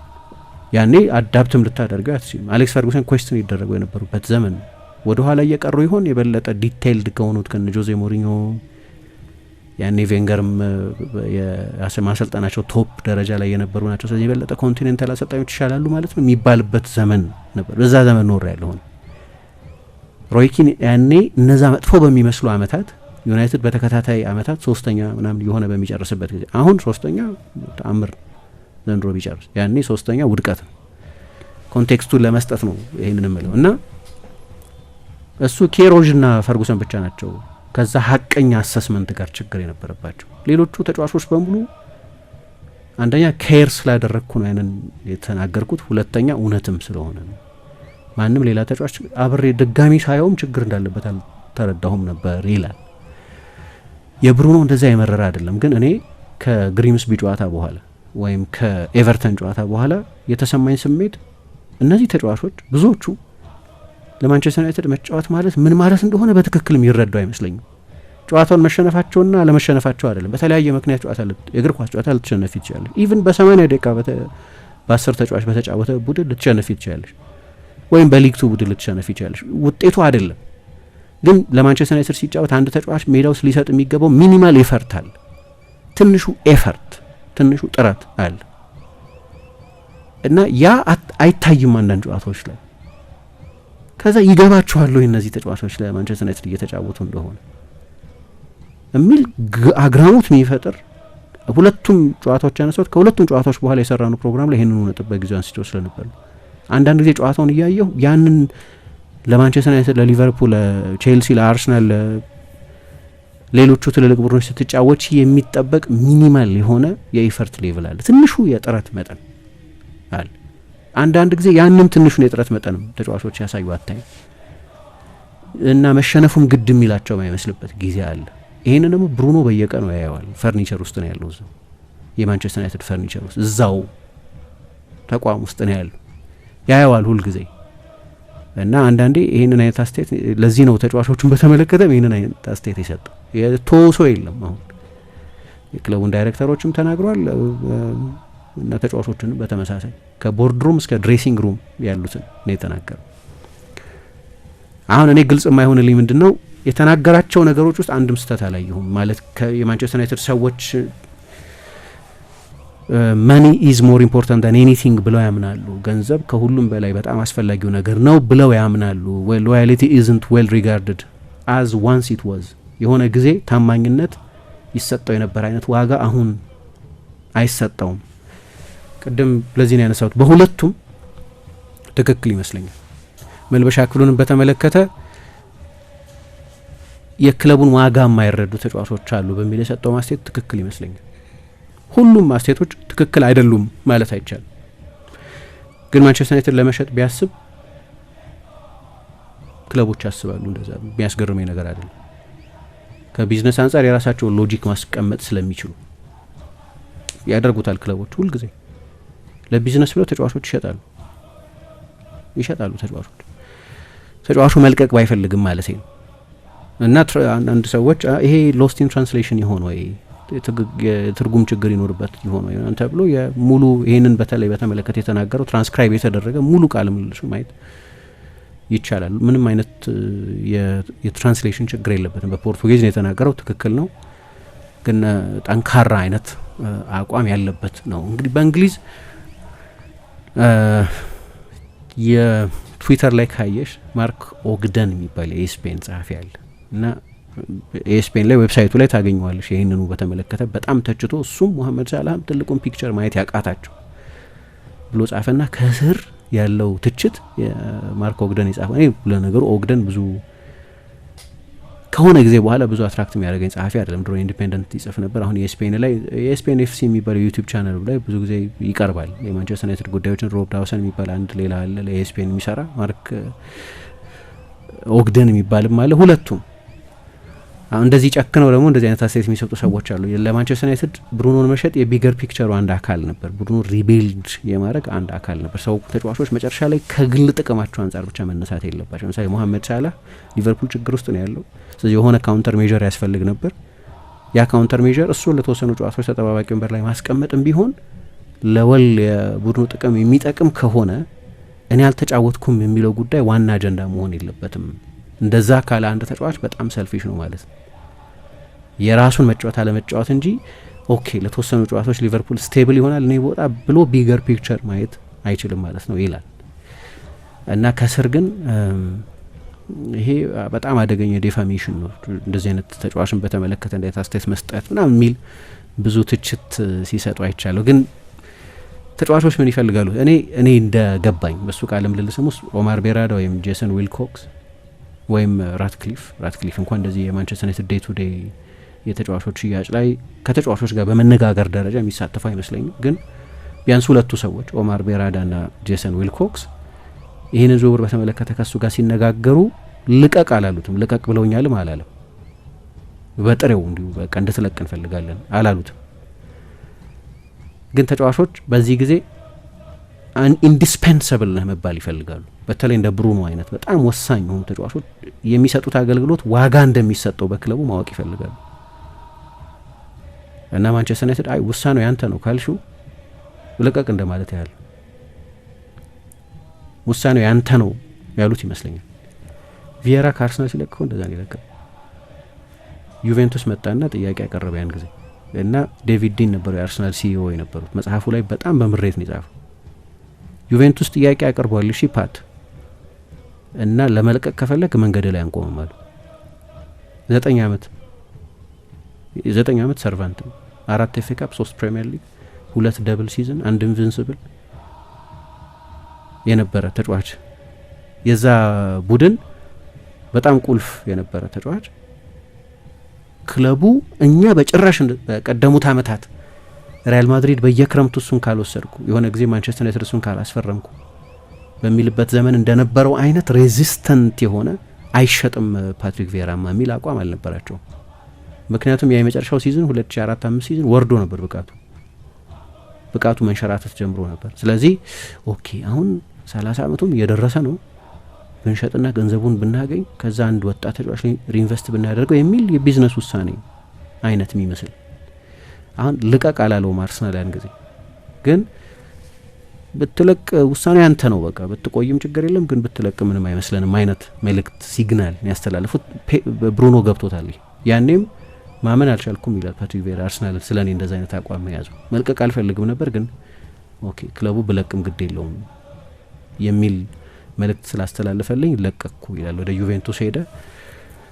ከዛ በኋላ ወደ አርሰናል አልተመለሰም። ወደ አርሰናል የሚመለስባቸው አንዳንድ አጋጣሚዎች ነበሩ። ቬንገር መመለስ የፈለጉ አይመስለኝም ከዛ በኋላ እና ተመሳሳይ ይመስላል። አሁን ብንለቅ ዌአር ኦኬ፣ ብትለቅ አንተ ዌአር ኦኬ አይነት አቋም ነው ማንቸስተር ዩናይትድ ያሳየው የሚል አስተያየት ሰጥቷል። በጣም አስገራሚ ነው። በዚህ አመትም በድጋሚ የዚህኑ ተጫዋች አስደናቂ ብቃት አሁን ከትላንት ወዲያ የተደረገው ጨዋታ ላይም ጭምር ግን ሲዝኑ ላይ በሙሉ ጭምር እያየን ነው እና በተጫዋቾች የሆነ ጊዜ ክለብ እንደዚህ አይነት ዲስሎያሊቲ አልለውም ግን ጋብቻውን የማፍረስ ፍላጎት ቢያሳይ ሊያስገርማቸው አይገባም። ክለቦች የቢዝነስ ውሳኔ የሚወስኑ በመሆናቸው ምክንያት እንጂ ሜዳ ውስጥ ያለው ፐርፎርማንስ በቁጥሮችም መግለጽ አያስፈልገኝም። በቪዥዋል ኦብዘርቬሽን በአይን ማስተዋል ተጫዋቹ እየሰጠ ያለውን አገልግሎት በማይመቸው ቦታ ጭምርም እየተጫወተ የተለያዩ ተጣማሪዎች ናቸው የነበሩት በዩናይትድ ውስጥ በአማካይ ስፍራ ላይ ሲመጣ የነበሩትና አሁን ያሉት ተጣማሪዎቹ ከፊትም ከኋላም የተለያዩ ናቸው። የሚያሰለጥኑት አሰልጣኞች በፊትም ሲመጣ ሶልሻ ነበር፣ አራተኛው አምስተኛው አሰልጣኙ ነው አሁን ሩበን አሞሪም። ሁሉም የተለያየ አይነት የጨዋታ አስተሳሰብ አላቸው እና ሜዳ ውስጥ ያለው ኮምቢኔሽን ከማንም ይሁን በቴክኒክ ስፍራው ላይ ያለው አሰልጣኝ ማንም ይሁን ተጫዋቹ በወጥነት ሲጫወት የቆየ ተጫዋች ነው። ቀደም እንዳነሳሁት ለኔ ብቸኛው ብሩኖን በተመለከተ የሚቆጨኝ ነገር በዚህ በማንቸስተር ዩናይትድ ተጫዋችነቱ ዘመን ዋንጫዎች ያላሸነፈ ተጫዋች መሆኑ ነው። ትልልቅ ዋንጫዎች ያላሸነፈ ተጫዋች መሆኑ ነው። ምክንያቱም ያሳየው ፐርፎርማንስ ቶፕ ክላስ ፐርፎርማንስ ስለነበር እንዴት አንድም ጊዜ ፕሪሚየር ሊግ የዓመት ኮከብ ተጫዋች አይሆንም ብሩኖ? ዋንጫ የሚወስድ ቡድን ቢሆን ኖሮ እነዛ ኢንዲቪጁዋል ሲዝኖች በዋንጫ ስለሚታገዙ ትርጉም ስለሚኖራቸው መሐመድ ሳላ እነዛን ቁጥሮች አስመዘገበ አይደለም። ግን እነዛ ቁጥሮች የዋንጫ ያመጡ ቁጥሮች በመሆናቸው ምክንያትም ነው ምርጡ ኢንዲቪጁዋል ሲዝን ነው ይባል ነበር። ዋንጫ ሲያጅበው የአንድን ተጫዋች አስደናቂ የተናጠል ሲዝን ያኔ ለትልልቅ የግል ሽልማቶችም የሚታጭ ተጫዋች ይሆናል ማለት ነው። የግል ሽልማት ብዙ ግድ የሚለው ተጫዋች መስሎኝ አይደለም፣ ግን ያ ሬኮግኒሽንም የሚያስፈልገው ተጫዋች ነው ከማንም ጋር ቢጫወት በጣም አስደናቂ ስለሆነ። ስለዚህ ያ ዋጋ የተሰጠው ካልመሰለው ቅር ቢለው ትክክል፣ ያ ዋጋ የተሰጠው አልመሰለውም። ያ የሰጠው አገልግሎት በቂ ክሬዲት የተሰጠው አልመሰለውም። እንዲያውም ጎዳኝ አለና ከመጉዳትም በላይ ግን አሳዘነኝ በጣም። የሚተቹት አይነት ተጫዋች አይደለሁም እኔ። I am always available and I always give the best of me in good or in bad የሚል አስተያየት ሰጥቷል። ሁሌ አቬይለብል ነኝ ሲል አንድ ሲአይኤስ ፉትቦል ኦብዘርቫቶሪ የሚባል አንድ ተቋም አለ እና ባለፉት 3 ዓመታት ብሩኖ ፈርናንዴዝ በአውሮፓ ከየትኛውም ተጫዋች በላይ ብዙ ደቂቃ የተጫወተው ተጫዋች ነው። 16880 ደቂቃ ተጫውቷል። ፌዴሪኮ ቫልቬርዴ ቀጥሎ ይመጣል። በ400 ደቂቃ ገደማ ያነሰ ነው 16428። ኒኮላስ ኦታሜንዲ፣ ጉስታቮ ጎሜዝ፣ ጆን አሪያስ ዓለም ላይ ያሉ ተጫዋቾችን ሁሉ የሚመለከት ነው። በጨዋታ ቁጥርም ሁለተኛ ነው። ፌዴ ቫልቬርዴ 199 ጨዋታ አድርጓል። ብሩኖ ፈርናንዴዝ 192 ጨዋታ አድርጓል። ለብሔራዊ ቡድኑም ለክለቡም ሁልጊዜ አቬይለብል ነው። አንዳንድ ጊዜ እድል ነው ከጉዳት ነጻ መሆን፣ ብዙ ጊዜ ግን የተጫዋቹን ላይፍ ስታይልም የሚያሳይ ነው። ንጹህ ላይፍ ስታይል እንደሚመራ የሚያሳይ ነው። አቬይላቢሊቲ ኢዝ ቢግ ኳሊቲ። ሁሌ አቬይላብል የሆነም ተጫዋች ነው። በጥሩም በመጥፎም ጊዜ ልተቹም ልታሞግሹም ትችላለች። ተቾችም አሞጋሾችም አሉት። ግን በእኔ ግምት ቻምፒየንስ ሊግ ማሸነፍ የነበረበት ፕሪሚየር ሊግ ማሸነፍ የነበረበት እድሜ ላይ ነው በማንቸስተር ዩናይትድ ውስጥ የቆዩ። ማንቸስተር ዩናይትድ ጥሩ ባልነበረበት ጊዜ ማለት ነው። ማንቸስተር ዩናይትድ እነዚህን ዋንጫዎች ለማሸነፍ የሚያስችል ፖቴንሻል ያለው ነው። አዘ ክለብ ፋይናንሻል ፖቴንሻል ያለው ነው። የታሪክ የሌጋሲ ፖቴንሻል ያለው ነው። ግን በዚያ ጊዜ ውስጥ እነዛን ዋንጫዎች አላሸነፈም። የብሩኖቹ አብዛኞቹ ለማንቸስተር ዩናይትድ የተጫወተባቸው ዓመታት መጥፎ ዓመታት ናቸው። እንደ ማንቸስተር ዩናይትድ እንደ ቡድን ብቻውን የሚያንጸባርቅ ኮከብ እንኳን ቢሆን ብዙ ጊዜ እና አንዳንድ ሰዎች እንደሚሉት ለእኔ ከጄራርድ ጋር ከላምፓርድ ጋር ከደብሮይነ ጋር ከስኮልስ ጋር ከቪየራ ጋር ከሌሎችም ትልልቅ ፕሪሚየር ሊግ ከታዩ የምንጊዜ ምርጥ ዳቪድ ሲልቫ፣ ፋብሪጋስ፣ ሌሎች ምርጥ አማካዮች ተርታ በሚገባ የሚካተት ከብዙዎቹ ከጠቀስኳቸው ተጫዋቾች እኩል የሚሆን የሜዳ ላይ ኮሌክሽን ባይኖረው ይሄ ክሬዲት የተሰጠው ሳይመስለው ሲቀር ይሄ ዋጋ የተሰጠው ሳይመስለው ሲቀር እንዲህ አይነት አስተያየት ቢሰጥ የሚያስገርም አይደለም። ግን ክለቡ ደግሞ እንደዚህ አይነት አቋም ላይ ከነበረ ክለቡን የተለየ አቋም የያዘ አያስመስለኝም። ለእኔ ክለቦች ሁሌ የሚያደርጉት ስለሚመስለኝ የክለቦች አካሄድ ሁል ጊዜ ይሄ ስለሚመስለኝ የሆነ ጊዜ ዲማሪያ የፓሪስ ሳን ጀርማን ተጫዋች ነበር። በክለቡ ታሪክ ብዙ አሲስት ያደረገው ተጫዋች እሱ ነው። ከሞደርን የፓሪስ ሳን ጀርማን ሌጀንዶች መካከል አንደኛው ነው። ፔዤ ግን ውሉን ማራሰም ባልፈለገ ጊዜ ይለቃል ተጫዋቹ። ማንም ፔዤን ታማኝ አይደለም ያለ የለም። የቢዝነስ ውሳኔ ነው። አይ አሁን 30 ዓመቱ ነው ለምን የኔ ያህል ደሞዝ እየከፈልኩ ብዙ ጊዜ ጨዋታ ላይ የማይጀምር ተጫዋች ውል ሰጣለሁ ይላል ክለብ። ስለዚህ ለምን ተጫዋች ሎያል ይሆናል? እኔ አይገባኝም። ደጋፊዎች ሎያሊቲ ዲማንድ እንደሚያደርጉ አውቃለሁ። ግን ምናልባት ደጋፊ ስላልሆንኩ ያ ክለቢዝም ስለሌለኝ የክለብ ፊሊንግ ስለሌለኝ አሁን ሊሆን ይችላል። የሆነ ጊዜ ፋን በነበርኩበት ጊዜ ማተር ያደርግ ነበር ለኔ የሆነ ተጫዋች የሚያሳየው ሎያሊቲ። አሁን ከዛ አሁን ደጋፊና እኔ በተመሳሳይ ሁኔታ አይደለም ነገሩን የምናየው። ለዛም ሊሆን ይችላል ያን ያህል ተጫዋቾች ለክለብ ታማኝ መሆን የለባቸውም ብዬ እንዳምን የሚያደርገኝ። ግን አስገራሚ ነበር አይደለም ሳምንት ያይልሽ። እንደውም እኔ አልገረመኝ። ያው አንደኛ ብዙ አዲስ ነገር አይደለም። ምክንያቱም ክለቡ ሊለቀው እንደፈለገ ወይም ደግሞ ክለቡ አይ ብሩኖ ፈርናንዴሽ አይሸጥም የሚል አቋም እንዳልነበር አይ ቲንክ በክረምት የዝውውር መስኮት ግልጽ የነበረ ይመስለኛል። ቢያንስ ለኔ እንግዳ አይደለም አይደል? ወይም ብሩኖ ፈርናንዴሽን አንሸጠውም የሚል ነገር ከክለቡ ቢያንስ እኔ እንደዛ አልተሰማኝም። ክለቡ ብሩኖ ፈርናንዴሽ አንሸጠውም የሚል አቋም የነበራቸው አይመስለኝም። ጥያቄዎቹም ሲመጡና በዛ መንገድ የሳውዲ ክለቦች ይፈልጉታል እሱን ለማስፈረም የሚሉ ጥያቄዎችም ሲመጡ አይ ብሩኖ ፈርናንዴሽ የማይሸጥ ተጫዋች ነው የሚል ነገር ስላልሰማው ወይም እንደዛ ስላልሆነ እንደዛ መሰማቱ ለብሩኖ ፈርናንዴሽ እንግዳ አይመስለኝም። ለእኔ ልክ እንደዚህ ሲሆን ዳይሬክተሮች ነው እየደወሉ ምን አንሸጥህም አይሉትም ተጫዋች ላይሉት ይችላሉ። አይ አቋማቸው ሩበን አሞሪም የክለቡ ሪፕሬዘንታቲቭ ነው። አይ አቋማቸውን ይመስለኛል እሱም ለማለት የፈለገው እንጂ በግልጽ በኩል ልቀቅ ያለውም ሰው የለም ማለት ኮሱ ነው እኮ የሚለው። አሁን ክረምት ላይ የነበረው ቢያንስ ልክ ነው የተለያየ አረዳድ አለን። ግን ክረምት ላይ የነበረው ኦፒኒየን ልበል የክለብ ኦፒኒየን ግን አይደለም እኔ የሰማሁት የነበረው ኦፒኒየን አልሂላል 100 ካቀረበ ከዚህ ተጫዋች 100 ሚሊዮን ታገኛለሽ 30 ምናምን አመቱ ነው ስንት አመት ይቀረዋል ከዚህ በኋላ ለማንቸስተር ዩናይትድ የተጫወተ ውሉም የ2 አመት ውል ነበር የቀረው በሳምንት ከ300 ሺህ ፓውንድ በላይ የሚከፈለው ነው። ስለዚህ በወር ወደ 1 ሚሊዮን ታድኛለሽ 20 ወደ 30 ሚሊዮን አካባቢ ይጠጋል በሁለቱ አመት። ስለዚህ 130 ሚሊዮን ያገኛል ማለት ነው ከኮንትራክት ስለሚፋታ እና ሲለቅ ደግሞ የሚገኘው ገንዘብ ዩናይትድ በቻምፒየንስ ሊግ 100 ምናምን ሚሊዮን አጥቷል። ሶ ቢዝነስ ውሳኔ ከሆነ ሴንስ ይሰጣል የሚል አይነት ኦፒኒየን የነበራቸው ሰዎች እንደነበሩ አውቃለሁ። እኛም እዚሁ አንስታ ነው እናውቃለን ከዚህ በፊት ከቢዝነስ አንጻር ካየሹ እና ከቢዝነስ አንጻር ብቻ ሳይሆን ከስኳድ ሪቢልዲንግ አንጻር ከታየ ያስኬዳል የሚሉ ሰዎች ነበሩ። ምን የሚቀበለው ሎጂክ አለ እዚህ ውስጥ ከቢዝነስ አንጻር ያስማማኛል። ክለቡን ግን እንደ አዲስ ለማሻሻል የሚለው ነገር ግን እኔ ያስቀኛል እንደው ምክንያቱም እሱን ቢሸጡ ኖሮ በሚያገኙት ገንዘብ የብሩኖ ፈርናንዴሽን ግማሽ መስጠት የሚችል ተጫዋች ያስፈረሙ ነበር። አላውቅም አይመስለኝም። እንደው አሁን ስላላየ ነው ይሆናል አይሆንም ማለት አንችልም፣ ግን አይመስለኝም። ብሩኖ ግን ደግሞ ክለቡ አትሸጥም አላለው። አትሸጥም አይ ብሩኖ ፈርናንዴሽ የማይነካ ተጫዋች ነው አላለም ክለቡ። አሰልጣኙ ብሩኖ ፈርናንዴሽ እኔ እፈልግሃለሁ እንዳለው የዛኔም ተናግሯል አይደለ? እሱም እኮ የዛኔ በነበረው ጊዜ ላይ ከአሰልጣኙ ጋር አውርቻለሁ ስለዚህ እዚህ እንዲቆይ እንደምፈልግ ነግሮኛል የሚል አስተያየት ሰጥቷል። ግን እኔ አሁን እንግዳ ነገር ያልሆነብኝ ክለቡ ሊሸጠው ይፈልጋል ብዬ ባላስብም ወይም እንደዛ የሚል ነገር ለዛም ይሁን ማስረጃ ማቅረብ ባልችልም ግን ክለቡ ብሩኖ ፈርናንዴሽ ቢሸጥ ወይም ብሩኖ ፈርናንዴሽ የተሰማው ስሜት እኔም ሰምቶኛል በጊዜው። ክለቡ አትሸጥም አንተ ማትሸጥ ተጫዋች ነህ ብሎ አላለው። ወይም ብሩኖ እንደዛ አይነት ዳይሌማ ውስጥ ካለ ያንን ኮንፊርም አላደረገለትም ክለቡ። ብሩኖ ፈርናንዴዝን ኮንክ ኦፍ ኮርስ ሊያደርግልህ ይገባል አይደለ? አሁን እኮ እኛ መሐመድ ሳላ ቤንች መሆኑን ሳይሆን ቤንች የሆነበት መንገድ ይሆናል ትክክል እንደሆነ ያልተሰማው የሚል ጥያቄዎችን እያነሳን ከሆነ ለምን መሐመድ ሳላ ያ ስለሚገባው ነው አይደለ? ብዙ ጊዜ እንደዚህ ታስቴት ኮሚኒኬሽን ወሳኝ ነው። ብሩኖ ፈርናንዴዝ እንደዛ ፊል ያደረገው እኔ እሱ ብቻ አይመስለኝም። በዛ ጊዜ እኛ ብዙ ጊዜ አውርተንበታል አስታውሳለሁ። እዚህም ሬዲዮ ላይ ከሬዲዮም ውጪ ባለው ክለቡ አትሸጥም የሚል ኮንፈርሜሽን አልሰጠውም።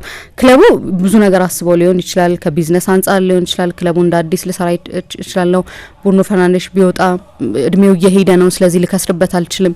ምናልባት አሁን ላይ ነው እሱን በ100 ሚሊዮን መሸጥ የምችለው ከዚህ በኋላ ያንን ገንዘብ አላገኝም ብሎ ሊሆን ይችላል። እኔ ስህተት ነው አይደለም፣ እሱ ስህተት ነው አይደለም፣ ግን ያንን ኮንፈርሜሽን ስላልሰጠው እንደዛ ፊልም ማድረጉን ስህተት ነው ምናምን ልል አልችልም።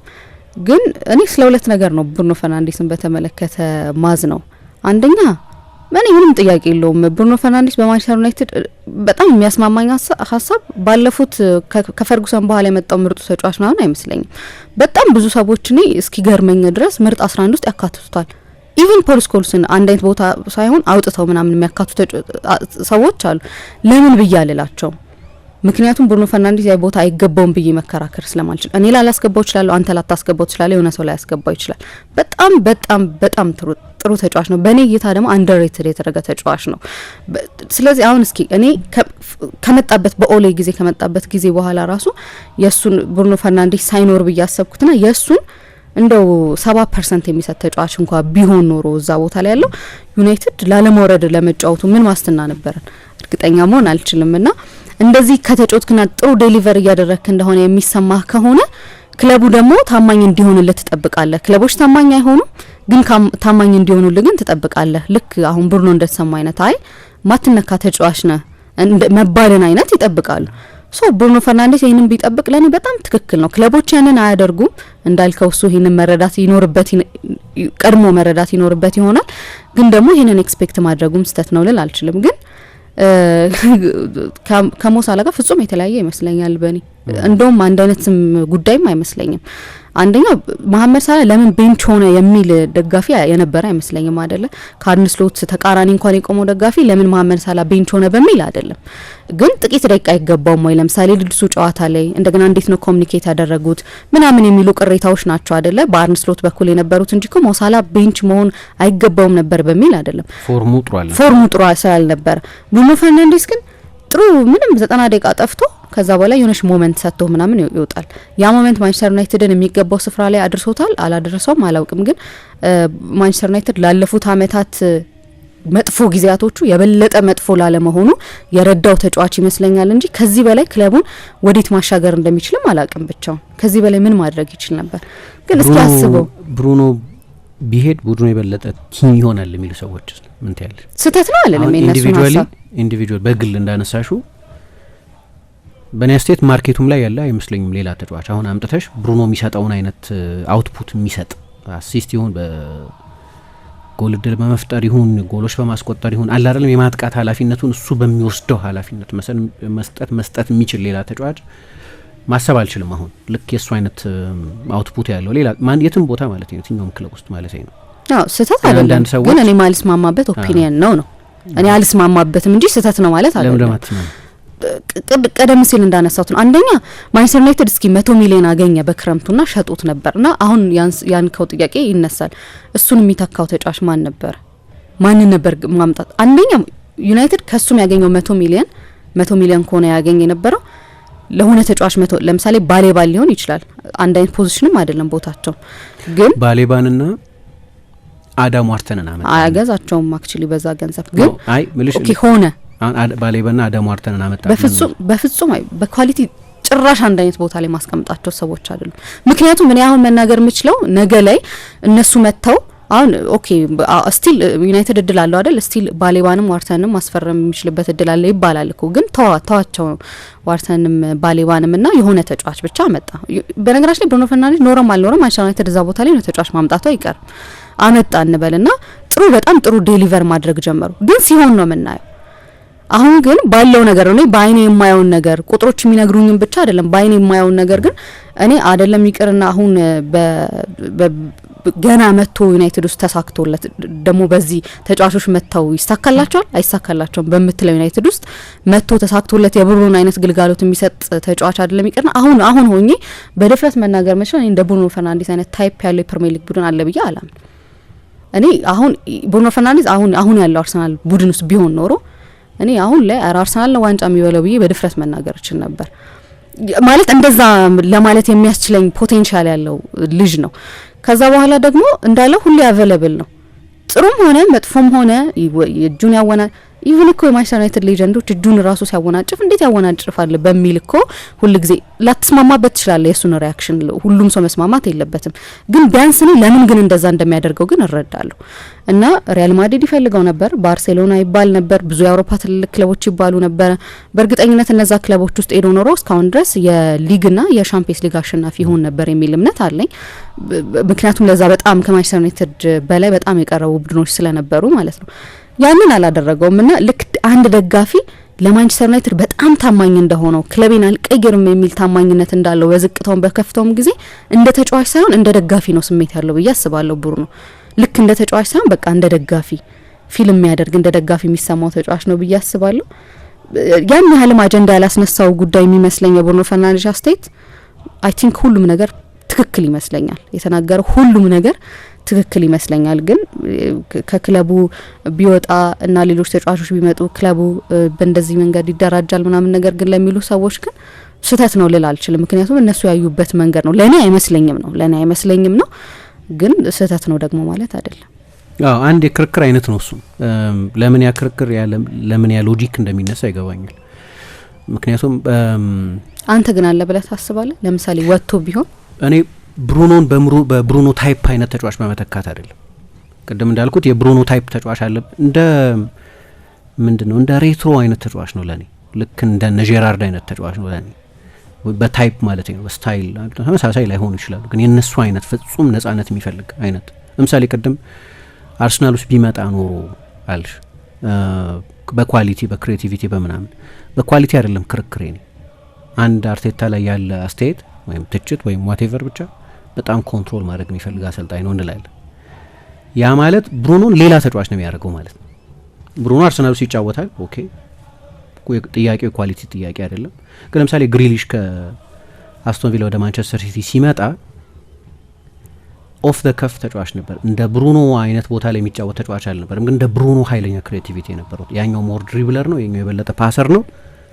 ግን ወደ ሲቲ መጥቶ እኔ አንድም ሲዝን ላይ በአስቶን ቪላ ያየሁትን ግሪሊሽን በማንቸስተር ሲቲ ያላየሁት። ምክንያቱም ፔፕ ኮንትሮል ማድረግ የሚወድ አይነት አሰልጣኝ ነው ጨዋታዎች። ስለዚህ ግሪሊሽ የሚወስዳቸውን ሪስኮች አፕሩቭ አያደርጋቸው። ግን ስቲል ሻምፒየንስ ሊግ ሰጣቸው አይደል? እንደዛ ማለት ግን ምልሽ አንድ ደህና ሲዝን ነው የነበረው። ለዛ ነው በጣም የተለየ ተጫዋች ሆኖ ነው ያንን ሲዝን ያሳለፈው ነው ምልሽ። በአስቶን ቪላ ያየሁትን ግሪሊሽን አይደለም ያየሁት በሲቲ። ከዛ በቃ ዝም ብለሽ ሮቦቲክ የሆነ አንድ የቼዝ ጠጠር ሆነሽ ምናምን አንድ ደህና ሲዝን አሳልፏል። እሱንም ኢን ተርምስ ኦፍ ስታቲስቲክስ ካየሽው ኢትስ አ ቬሪ ባድ ሲዝን። 5 ጎል ያስቆጠረበት ሲዝን፣ ጨዋታዎች የሚወስን ተጫዋች አልነበረም በዛ የውድድር። አንድ ደህና ሲዝን የነበረው የ100 ሚሊዮን ተጫዋች እሱ ያ ሲዝን ነው። ግን ያንን ሲዝን የተጫወተበት መንገድ አሁን በአስቶን ቪላ ተጫዋቹን እናደንቅ የነበረበትን ችሎታ ከጋስኮኝ ጋር ከምን ጋር የሚነጻጸርበትን ችሎታ አሳይቶ አይደለም። ለዚህ ነው ወደ ኤቨርተን ከመጣ በኋላ ለግሪሊሽ ዳውንግሬድ ነው አይደለም ከሲቲ ወደ ኤቨርተን መሄድ። ግን በመጨረሻ እግር ኳስን ኢንጆይ ማድረግ ጀመርኩ አለ ራሱ ሰሞኑ። ለኔ ችግር እሱ ነው። አሁን ወደ ማንቸስተር ዩናይትድም ካመጣ ነው ነገሩን በብሩኖ ደረጃ ያለ እንደሱ አይነት አውትፑት ያለው ተጫዋች ማምጣት አይችሉም። እሱን እርግጠኛ ነኝ። እና ለኔ ከምን ጊዜም የፕሪሚየር ሊግ ምርጥ አማካዮች መካከል አንደኛው። ምናልባት ግን አንዳንድ ጊዜ ምን ይሆናል አንዳንድ ኢንዲቪጁዋሎች ይለቃሉ። ሲለቁ በሌላ ኢንዲቪጁዋል አይደለም መተካያቸው። እነሱ መተካት በጣም አስቸጋሪ ስለሆነ መተካያቸው የበለጠ ቡድን በመሆን ለምሳሌ ሊቨርፑል ውስጥ አስታውሳለሁ ፌሊፔ ኮቺኞ ተመሳሳይ አይነት ተጽዕኖ ነበር። ሊቨርፑል መጥፎ አመታት ላይ ነበር ያኔ። ከ6 ሲዝን ውስጥ በአንዱ ብቻ ነበር ቻምፒየንስ ሊግ የተሳተፈው ኮቺኞ የነበረበት ጊዜ ነው።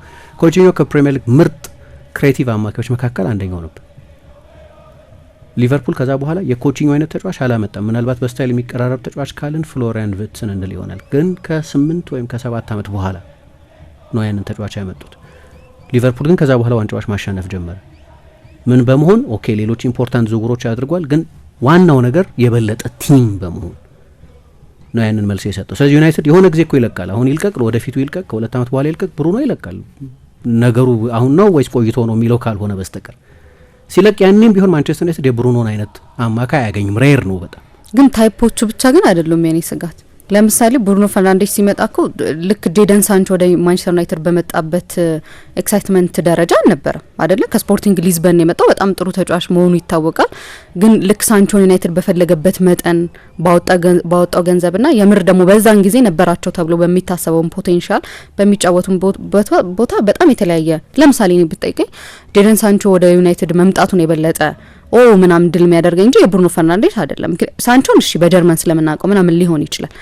በተመሳሳይ አንቶኒ፣ ሌሎች ተጫዋቾች ከዛ በኋላ ማን ነው ዴሊቨር ያደረገ? ግን መጥቶ ከሚጠበቅበት በላይ እንደ ብሩኖ አይደለም እኮ እኔ የሚጠበቅበትን 50% የሰጠ ተጫዋች ነበረ ብዬ አላምንም። ልክ በመጡበት ደረጃ እሱም ነው ደግሞ ስጋት። አሁን ኦኬ ብሩኖ በማንም ተጫዋች መተካት ይችላል እንዳልከው፣ እንደ ቡድን በመሆን ልትተካው ትችላለህ። ከተሳካለ በኢንዲቪጁዋልም እኮ የሱን ግዴታ የሱን ደረጃ ባይሆንም ግን የሱን 70% የሚሰጥ ተጫዋች ከሆነ ስኬት ነው ብዬ ነው ማስበው ከተገኘ። ግን ምን ጋራንቲ አለ ወይ ወደ ዩናይትድ መጥቶ ያ ተጫዋች ቡድኑ ለቆ በሚገኘው ገንዘብ ተጫዋች ገዝተክ ዴሊቨር እንደሚያደርግልህ ራሱ ጋራንቲ ያለ ማንቸስተር ዩናይትድ ቤት ውስጥ አይመስለኝም። ለኔ ምንድነው ቀምሳ እንዳነሳሹ ክረምት ላይ ሊለቅ ይችል ነበር። የሚመጣው ክረምት ሊለቅ ይችላል ወይ ከዛ በኋላ ያለው ክረምት ላይ ኮንትራቱን ጨርሶ ሊለቅ ይችላል። ዋቴቨር ግን በየትኛውም ጊዜ ዌኔቨር ዩናይትድ ቀጥሎ ሊሰጥ የሚችለው ያለው ምርጫ ቡድን መሆን ነው የኔ ሀሳብ። አሁን ማለት ዘላለም አይቆይም ብሩኖ የሆነ ነጥብ ላይ ይለቃል። ሁሌ የተጫዋቾች እድሜ የተወሰነ እንደሆነ ያኔም መላሻቸው ኦኬ። ብሩኖ አብዘርድ የሆነ ስታት ነበሩ ስፖርቲንግ ሊዝበን በነበረበት ጊዜ ሲቲ ሲሪየስሊ ኮንሲደር ያደረገው ለዚህ ነው። ኬቨን ደብሮይነ እያለውም ጭምር ነበር እኮ በጊዜው ሲቲ ከሚፈልጉት ክለቦች መካከል አንደኛው ነበር። እንግዳ ቁጥሮች ነበሩ። አሁን በማንቸስተር ዩናይትድ እንደሚያደርገው አይነት ማለት ነው። ኖርማል ያልሆነ ለሴንትራል ሚድፊልደር ኖርማል ያልሆነ ስታት የሚያስመዘግብ ተጫዋች አታገኝም ማለት ነው። ሬር ነው እንዲህ አይነት ተጫዋች። የምታረጊው ነገር ምንድነው? የበለጠ ቡድን በመሆን የበለጠ ስትራክቸርድ በመሆን ለምሳሌ አሁን 30 ጎል የሚያስቆጥር 26 ጎል የሚቆጠርበት ቡድን ነው አይደለም? ሶ ምን አይነት ቡድን ትሆኛለሽ? ከ22 ጎል የሚያስቆጥር ግን 12 ጎል የሚቆጠርበት ቡድን ትሆኛለሽ። በቡድን ነው መልስ ልትሰጪው የምትችይው አት ሰም ፖይንት። አሁን አይደለም ማለት ብሩኖ የሆነ ጊዜ ሲለቅ ምርጫ የለሽማ። የብሩኖ አይነት ተጫዋች በየስንት ጊዜው አንዴ እንደሚመጣ አላቅም። ዩኒክ ፕሮፋይል ያለው ተጫዋች ስለሆነ አሁን ይሁን ከ2 ዓመት በኋላ ይሁን የሆነ ቀን ብሩኖ በሚለቅበት ጊዜ ማንቸስተር ዩናይትድ ያለው መፍትሄ ኤሌት አንደርሰንን ወይ ባሌባን ወይ አዳም ዋርተንን ሊያመጣ ይችላል። ስለዚህ ጠንካራ ቤዝ አለው ሚድፊልዱ ላይ እንደፈለገ። ምክንያቱም አንድ መረዳት ያለበት ነገር ብሩኖ ማጫወት የራሱ ሪስክ አለው። ከነ ሪስኩ ነው የምታጫወች። ሀይ ሪስክ ሀይ ሪዋርድ ተጫዋች ነው። እሱም ይመስለኛል አይደል ደግሞ በጣም ጥሩም እንዲሆን ያደረገው ከስትራክቸር አንጻር ግን የኬኦስ ኤጀንት ነው። ከኔ አምለው እንደ ተጫዋች አይደለም። ከስትራክቸር አንጻር ግን በደንብ ዲስፕሊን የሆነ የመከላከል ቅርጽ ከመያዝ አንጻር ግን ማለት ማንም ለሚረዳ ሰው ሁሉ ግልጽ ነው የራሱ ሪስክ አለው ብሩኖን ማጫወት። ያንን ሪስክ ተቀብለሽ እኮ ነው ከሪስኩ ሪዋርዱ ይበልጥብኛል ብለሽ ነው የምታጫወቹ። የሆነ ጊዜ ግን ሪስኩን ሚኒማይዝ ወደ ማድረግ ትሄጃለሽ እና ያኔ የበለጠ ሶሊድ ቤዝ ይኖርሻል። ሜቢ የበለጠ ያነሰ ክሬቲቪቲ ያለው ተጫዋች ግን የበለጠ የቦታ ዲስፕሊን ያለው ተጫዋች ታመጫለሽ። ግን አልደረሰም ማንቸስተር ዩናይትድ ለዛ አይደል? አዎ ግን ሊሆን የሚችለው ቀጥሎም ብሩኖ ሲለቅ መፍትሄው ይመስለኛል እንጂ ገበያው ላይ አታገኝም። እንደ አይነት ተጫዋች ማምጣት ያስቸግራል። ቀጣዩ መፍትሄ የሚሆነው ሞር ቡድን ሞር ኮሌክቲቭ ወደ መሆን እንጂ አንድ ተጫዋች ትከሻ ላይ ወደማይንጠለጠል ቡድኑን ማሸጋገር ነው። ምክንያቱም ወደድም ጠላድም ማንቸስተር ዩናይትድ ያን ተጫዋች ትከሻ ላይ ነው ለረጅም ጊዜ የነበረው የቡድኑን በተለይ ክሬቲቪቲ በተመለከተ። ግን ደግሞ ብዙ ኢንታንጅብልስም አሉት። እኔ በቀደም ሳነሳ እንደነበረው የማንቸስተር ዩናይትድ ደጋፊ ብሆን እንደኔ ግምት ከነ ንጭንጩ ከነ የተሟላ አይደለም ይሆናል። ቮላታይል ነው ባህሪው እንደምታዩ። በቀደም ጨዋታው ካለቀ በኋላ ሶሻል ሚዲያ በጣም ሰርኩሌት የሚያደርግ አንድ ቪዲዮ እያየን ነበር ከካሰሚሮ ጋር በኋላ ጠጋ ብሎ ጋር ቴም ሲያነጋግረው እንደዚህ እናይ ነበር። ያ እኔ ዊል ቱ ዊን ነው የምለው የማሸነፍ ጥማት ያለው ነው እና በጣም ኢሪቴትድ ሆኖ ነበር እዛ ጨዋታ ላይ ከነ ቮላታይል ከነ መሆኑ ጋር በኢሞሽናል ከነ መሆኑ ጭምር ቡድኔ በዚህ ተጫዋች ሪፕሬዘንት ስለተደረገ በጣም ደስ ይለኛል። ምለው አይነት ተጫዋች ነበር የሚሆነው ለእኔ ለምደግፈው የማንቸስተር ዩናይትድ ደጋፊ በሆነ ለማንም ለምደግፈው ቡድን ቢጫወት። ምክንያቱም ደጋፊ ኬር የሚያደርግ ተጫዋች ይወዳል። ጥሩ ተጫወተ አልተጫወተ ብሩኖን ሳይ ኬር ያደርጋል። ማንቸስተር ዩናይትድ ብዙ ተጫዋች ኬር አያደርግም ያለኝ አስተያየት ነው እሱ ነው። እንዲያውም እሱን ሲናገር ስለ ተጫዋቾቹ እንደዛ ሲል የአይነት ስሜት ስላለው ይመስለኛል። ብዙ ኬር የሚያደርግ ተጫዋች በዙሪያ ያያይም እሱ አንድ እርግጠኛ መሆኑ ነገር ግድ ይለዋል እና ይሄ ኢንታንጅብል ነው። እንደ ሜዳ ውስጥ በስታት በምን ይሄ ሜዥረብል በሆኑ በሚለኩ ነገሮች የምናስቀምጠው ብቻ አይመስለኝም እና በመልበሻ ክፍል፣ በልምምድ ሜዳ፣ በጨዋታ ሜዳ፣ በሁሉም ቦታ ሰው ምሳሌ የሚያደርገው አይነት መሪ ይመስለኛል። ለማንቸስተር ዩናይትድ አካዳሚ ተጫዋቾችም ቢሆን በጣም ጥሩ ምሳሌ የሚሆን መሪ ይመስለኛል። በዚህ ብዙ ሲደነቅም ስለምንሰማ ብዙ እንደሚደነቅ ስለማውቅ እና ይሄ ቮላታይሊቲ ደግሞ ሮይኪን እኮ የማንቸስተር ዩናይትድ አንበል ነበር። ሮይኪን ምናልባት በዛ ዘመን መጫወቱ ሊሆን ይችላል እንጂ አሁን 10 ምናምን ቀይ ነው አይደል? 50 ምናምን ቀይ ነበር የሚያው በዚህ ዘመን ሮይኪን በሚጫወትበት ስልት ግን ቶለሬት ታደርጊያለሽ ግድ ስለሚለው ነው ሮይኪን እንላለን ጭራሽ። እና ሮይኪን ሌጀንድ ነበር፣ ምንም ጥያቄ የለውም። የሌጀንድ ስታተሱ ላይ ዲቤት የለኝም። ግን ብሩኖም ልክ እንደዚህ አይነት ነው። ሂ ኬርስ እና ደጋፊዎች ደግሞ ሲጫወት ግድ ለሚለው አንዳንዴ በምን ይናደዳሉ ደጋፊዎች። ለምሳሌ አንድ ቡድን ተሸነፋል፣ ማንቸስተር ዩናይትድ ተሸነፈ እንበል እና የአንደኛው የማንቸስተር ዩናይትድ ተጫዋች ከባላጋራ ቡድን ተጫዋች ጋር እየተሳሳቀ መለያ እየተቀያየረ ሲወጣ ይበግናሉ አይደል? ኬር አያደርግም እንዲህ ይላሉ።